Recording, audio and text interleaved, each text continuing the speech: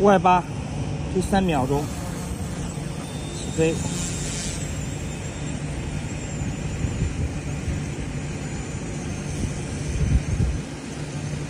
它可以在5级风悬停，不单悬停，飞机最重要的是在外面运动后以后，它能不能停住？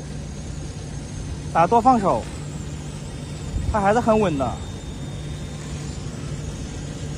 这个架要悬停好。